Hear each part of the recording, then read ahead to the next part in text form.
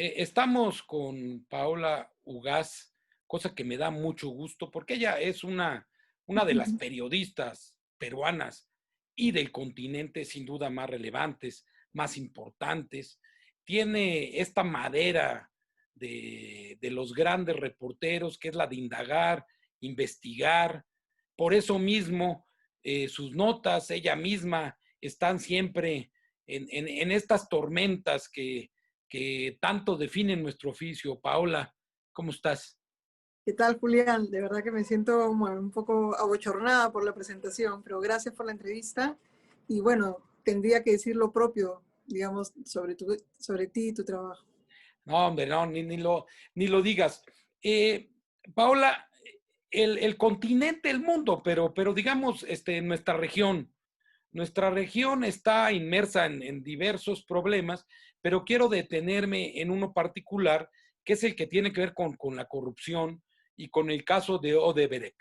Esta red, este mecanismo de cooptación de gobiernos, de funcionarios, al parecer hizo un daño severo a las democracias de nuestros países, pero tampoco me queda muy claro cuáles son los otros mecanismos que mueven estas historias. ¿Tú cómo lo ves desde tu experiencia?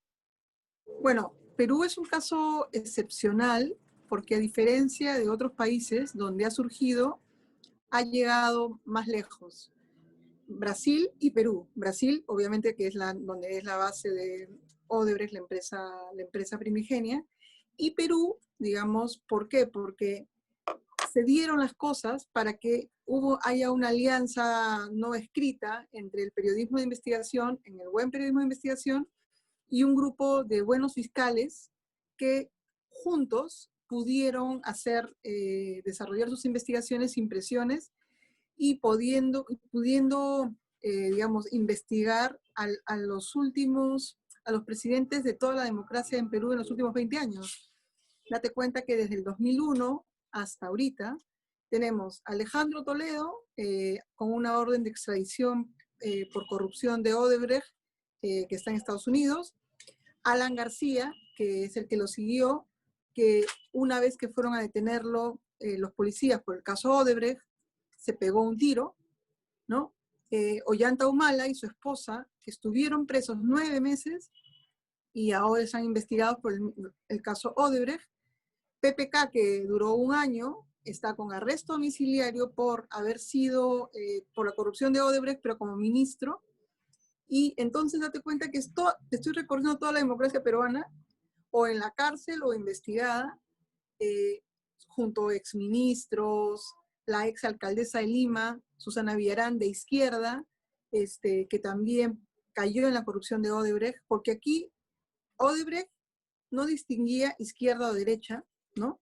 Era, digamos, era muy democrática, muy, muy abierta en el arco democrático, y entonces cayeron todos. Era una gran constructora, ¿no? Fundada a fines de los 70 por Norberto, este visionario, ¿no? Constructor. El caso Odebrecht nunca avanzó y hubo 2 testigos que murieron. Murió un empresario, un empresario que quiso, un exfuncionario que quiso contar el caso Odebrecht, y murió envenenado él y su hijo en su casa. Y el caso se quedó ahí. Colombia no avanzó. Y en los demás países ha sido muy difícil poder seguir adelante. Rafael Correa está en Bélgica y dice que es un perseguido político, y entonces no se está investigando en el caso. En Brasil, que es el caso, digamos, donde esta investigación hizo que Moro, el fiscal, el gran fiscal, acabe de ministro de De este, Bolsonaro. Bolsonaro, demuestra que es un proceso en el cual no hay enteramente ni malos ni buenos, ¿no? Hay muchos grises en el medio, y Sergio Moro fue ministro de Justicia de Bolsonaro, ¿no? Después de haber sido fiscal anticorrupción, y renuncia al cargo denunciando corrupción de Bolsonaro. A eso me refiero, a que ganan poder y bueno, y caen en lo que caen. Pero en el caso específico de Odebrecht Brasil, se ha transformado, en palabras del periodista Gustavo Gorriti, se ha transformado de Darth Vader a Anakin Skywalker. O sea, ha tenido que hacer un proceso de limpieza, de contar absolutamente todos sus mecanismos. Lo que tú decías, la palabra del mecanismo no es gratuita, y ha tenido que entregar toda la justicia peruana y brasileña para poder seguir funcionando. Si Odebrecht no hacía esta limpieza interna, contar todo, está fregada. Entonces, en el caso de Perú todavía estamos a la mitad, ni siquiera van a faltar muchas más personas, faltan muchos más millones, pero lo que sí he visto es que no es el típico caso de que tú eres un funcionario X, yo soy Odebrecht y te digo, ya toma, te doy 100 millones y la hora vale 1000, ¿no? El 10%. No, aquí estamos hablando de, todo era más complejo. Compraban a los postores, compraban a empresarios intermediarios, era mucho más complejo. Los presidentes también fueron mucho más, buscaron no ser atrapados. Alan García, para llegar todavía a la montaña de dinero, todavía faltan muchísimos offshore que llegar. Entonces, Odebrecht sí se convirtió en una gran industria de la coima. Y como vemos ahora en México, el caso de Lozoya es un caso también que es como, me hace acordar a mí hace 3 años en Perú, cuando empezó el caso Odebrecht de verdad. No el caso Odebrecht de una coimita, no, de verdad, que era agarrar a la hija de Alberto Fujimori, habiendo recibido como candidata a la presidencia en el 2011 y en el 2016 dinero de Odebrecht, sabiendo que era la candidata favorita, o meterse con el expresidente Alan García, ¿no? Una de las personas más poderosas de ese país. ¿Y Paula, cómo explicas, bueno, es obviamente la corrupción, pero no deja llamar la atención cómo la propia democracia no tuvo los sistemas de control, de alerta, los partidos, eh, la gente relevante? ¿Cómo es que se dejaron seducir, aunque uno puede explicárselo? Bueno, en el Perú hubieron virreyes, ¿no? O sea, el funcionario de Odebrecht era como un virrey, ¿no? Aquí Jorge Barata, era el hombre más querido en todas las revistas locales, tenía comprado a la Contraloría, a los partidos políticos, a los empresarios, a todos los políticos les dio, por más que no todos los quería tanto, o sea, tenía mucha amistad con Alan García, pero le caían mal los Humala, ¿no? Pero igual sabía que en su lógica tenía que llevarse bien con todos. Y Jorge Barata es un personaje de película porque lo que hacía era, sabiendo de que Odebrecht iba, por ejemplo, a hacer un gasoducto de más de 7.000 millones de dólares, compraba a las empresas que estaban postulando o compraba a los abogados, ¿no? Para que se engañen mutuamente, y él desde arriba, como el gran titiritero, veía que se peleaban, sabiendo que después de todo iba a ganar Odebrecht. Pero hacían todo lo que dicen, en el Perú se dice la finta, hacían el teatro, Desde ¿no? la licitación, digamos. La licitación, olvídate que duraba años con papeles altos, o sea, realmente Jorge Barata es un personaje de película porque hacía todo eso y todo el mundo pensaba, sí, qué bien. Se han comprado estudios de abogados enteros, estudios de abogados enteros. Cuando explota Odebrecht, tú ves a los fiscales yendo a los estudios de abogados, que son los más poderosos de acá, claro, recontra enojados, llamando a sus políticos de turno para que los defiendan. O sea, pasaron cosas que nunca en tu vida te imaginas. Un año nuevo, cuando un fiscal sacó a estos fiscales, este grupo de fiscales dirigidos por Rafael Vela, los sacaron del puesto, lo anunciaron, ellos hicieron una rueda de prensa el 31 de diciembre de hace 2 años, ¿no? Esperando de que nadie reclame.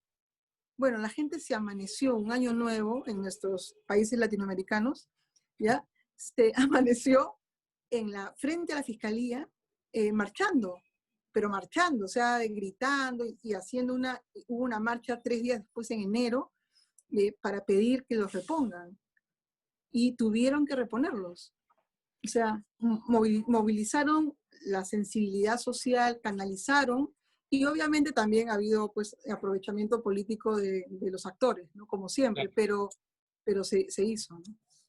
Decías, Paula, al principio de la charla que que fue esencial el trabajo periodístico, el trabajo de investigación? ¿Cómo fue que empezó a converger estas historias de periodistas con el carril de la justicia?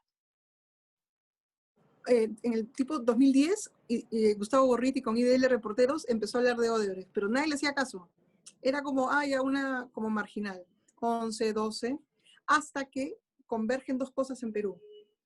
Es la corrupción de Odebrecht y audios de fiscales que empezó de la manera más casual. Eran unos audios que estaban viendo en el puerto del Callao corrupción de muy bajo nivel, de narcotraficantes de muy bajo nivel, que hicieron como la escucha legal de unas fiscales mujeres y empezaron a llegar de estas escuchas muy bajas a policías, al jefe de la policía, al jefe del Poder Judicial, al jefe de, o sea, llegaron realmente a la mata del poder en Perú.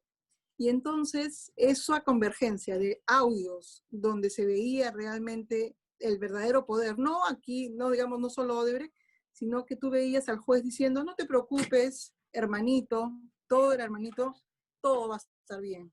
No te preocupes, hermanito. Y tú veías a todos los partidos, el partido de Alan García, el partido de Keiko, uno de los audios dice, la señora K, ¿no? Y todos ya sabíamos quién es la señora K. Y así. Y entonces esa convergencia entre audios y investigación dura que venía ya de mucho tiempo hizo que se mezcle y la gente diga, hizo match, ¿no? Dijo, bueno, entonces siempre ha habido corrupción, solo que claro, siempre los han salvado en el Poder Judicial, en la Fiscalía y en el Congreso. Ahora ya no, esto no va a pasar. Y hubo mucha presión, teníamos un presidente nuevo también, había caído PPK, entonces Martín Vizcarra se subió a esa ola, se dio cuenta de que se tenía que subir a, o sea, Tenía que actuar. y hizo una elección para poder sacar a estos cuellos blancos, como se les dice, los cuellos blancos del puerto. Pero fue todo casual, no fue algo planeado, fue dándose poco a poco. Y entonces el periodismo de investigación se volvió popular, ¿no? En un país en el cual la corrupción, digamos, campea, y en ese fue el primer discurso, creo que en la República, que el periodista, que un presidente hablaba del papel importante del periodismo de investigación, rarísimo para Perú, ¿no? ¿Y cómo ya apuntas las cosas que fueron cambiando? ¿Cómo engancha estos factores para que el tema se vuelva parte de la agenda? Pero qué tanto importa? Porque creo, Paola, que a veces se olvida, ¿qué tanto importa justamente este tipo de periodismo, diría yo, machacón, insistente, que no se rinde y que sigue y sigue bueno, finalmente la sociedad, la gente se da cuenta de que ahí había una gran historia y una historia que además les afecta? Exacto. Y además yo siento que una de las cosas que decía Gustavo Gorriti, perdona que lo repita tanto, pero me acuerdo que él decía, o sea, nosotros vamos a poder sacando investigaciones y los fiscales van a seguir haciendo su trabajo. Pero si la gente, la sociedad civil no sale a marchar o a reclamar, de nada vale, porque ellos van a seguir haciendo, o sea, todo va a seguir funcionando como siempre. Y entonces fue muy importante esas marchas a favor de los fiscales. O sea, eso también fue un meeting pidiendo su reposición en enero, o sea, en días complicados por fiestas, qué sé yo, ¿no? Entonces, el buen periodismo no necesariamente no significa necesariamente justicia, pero en este caso fue increíble cómo se fueron abriendo las cosas para que se vayan dando, ¿no? Y además yo siento que ahora sí vivimos en un momento complicado como cualquier país, porque estamos a la vuelta de la esquina de las elecciones y, y no va a ser fácil escoger a alguien en plena pandemia que, que no sea o sea, que no use o sea, que no sea un lobo disfrazado Y el con de la oveja. manta de la corrupción. O sea, ¿me entiendes? Porque estamos muy a flor de piel con el tema. Entonces, usar el tema de la corrupción va a ser fácil. ¿Me entiendes? y va el populismo, qué sé yo, vamos a poder ser presa frágil de eso y no sé qué pueda pasar. Y siempre es preocupante. Cada 5 años en Perú, todo puede pasar. En verdad, esa Y ha palabra pasado, y y ha sigue pasando. pasado. Paula, esta situación de contexto político parecido al de otros países, de depresiones, de emergencia del populismo, de presiones a la prensa, tú las vives de modo cotidiano. ¿Qué tanto crees tú o sería ser optimista? ¿Qué tanto crees tú que estas grandes tramas de historia, estas historias grandes que cambian de algún modo a las sociedades o las hacen poner el foco en algunos asuntos, qué tanto crees que sirva para el periodismo, para su protección, para sus buenas prácticas o va a ser solo un retrato que vamos a recordar con gusto, pero vamos a de nuevo a adentrarnos en las tinieblas? ¿Te refieres a la persecución contra nosotros o te refieres a... Exacto, contra el periodismo. Eh, yo creo que la pandemia ha reflejado que estamos viviendo unos tiempos muy frágiles para el periodismo porque la cantidad de redacciones, de diarios que han cerrado en el mundo, el periodista se ha vuelto alguien desechable, o sea, hay más periodistas en mi país trabajando en empresas o en el Estado, menos en una redacción, ¿no? Y ya no hay la redacción en la cual formaban a los periodistas, ¿no? Así tipo Julio Scherer, ¿no? Que va formando, que te va, ¿no? Ya no hay esas redacciones y entonces el periodismo está viviendo una crisis muy, muy dura en todo sentido porque ni siquiera somos, siento que somos una voz a escuchar. O sea, nos hemos vuelto prescindibles. O sea, para eso, me da pena decirlo, pero siento que es como que esta pandemia refleja que el lugar que teníamos en la sociedad ha caído por errores o por no errores, pero siento que no somos la voz a escuchar. Creo que de repente nos creímos que éramos algún tipo de poder, pero no éramos eso, sino deberíamos haber estado más pegados al seguir, ¿no? O volver a nuestra base, que nuestra base es reportear e informar y tratar de seguir siendo esta voz que inconea en vez de estar la voz que aplaude, ¿no? Entonces, es una mezcla de sensaciones, pero siento que esta pandemia ha reflejado que estamos viviendo un momento muy feo para ser periodista en América Latina. Un momento sin duda complicado, Paola. Con esto me quedo, pero antes de concluir la charla, sí quiero señalar que es justamente con talentos como el tuyo, con historias como la tuya, que el periodismo no solo tiene un presente cotidiano, ahí está, sino que tendrá también, espero y trabajemos en ello, un porvenir en el que podamos seguir haciendo un trabajo que además no es pretencioso, es solo descriptivo, es necesario para las democracias.